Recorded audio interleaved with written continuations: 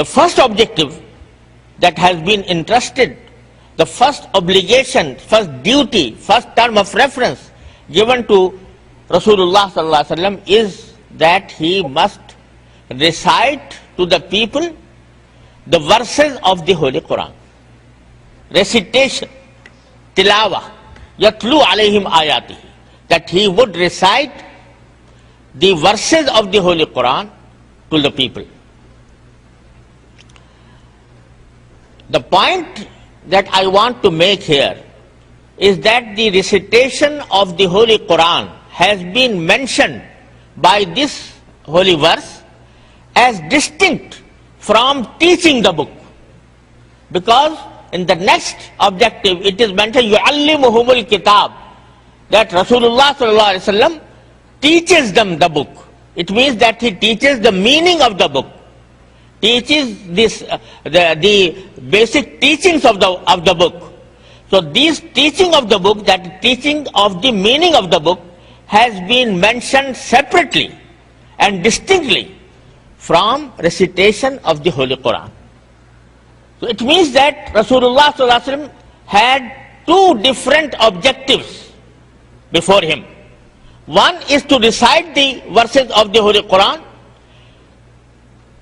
It means that recites the verses of the Holy Quran so that he may teach the people how to recite it, regardless of whether they understand it or not. And then the second objective is to teach the book, teach the meaning of the book, convey to them the message of the book. These two objectives are totally separate and different and distinct from each other.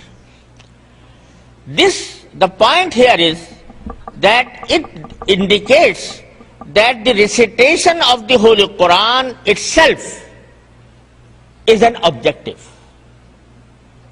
and is an act of worship, and it carries much sawab. And this refutes those who sometimes say that if a person recites the Holy Quran without understanding its meaning, they say that it is useless. And when in these madrasas, the pupils, the children are made to do hifz of Holy Quran, that commit the Holy Quran to their memory. Sometimes they argue that it is useless because it carries no sense, that a child having no meaning of the Holy Quran at all, not understanding the meaning of the Holy Quran, is compelled to memorize the Holy Quran and commit it to his memory. What is the benefit he is achieving from that exercise? And it is useless that the words of the Holy Quran are repeated like puppet and without understanding it. There are some persons who object on the recitation of the Holy Quran in this way. So this verse indicates that recitation of the Holy Quran in itself is an objective of the advent of Rasulullah sallallahu alaihi wasallam. And that is why Rasulullah sallallahu alaihi wasallam did not only explain the meaning of the Holy Quran, he has also taught the Sahaba how to recite it. The way of recitation of the Holy Quran has been taught by Rasulullah sallallahu alaihi wasallam to the Sahaba radiyallahu ta'ala anhu ajma'in. And it is mentioned at another place in the Holy Quran, لا تحرك به لسانك لتعجل به إن علينا جمعه وقرآنه فإذا قرأناه فاتبع قرآنه. When Rasulullah sallallahu alaihi wasallam received the revelation from Jibreel alayhi salam, he felt much of stress on his heart. Sometimes he used to sweat out of the stress he felt during the revelation. And at the same time he used to repeat the words revealed to him by the Jibreel alayhi salam.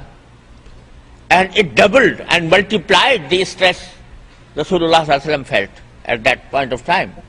So Allah subhanahu wa ta'ala said, no, la tuharrik bihi lisanaka lita'jala bihi. You need not repeating the words.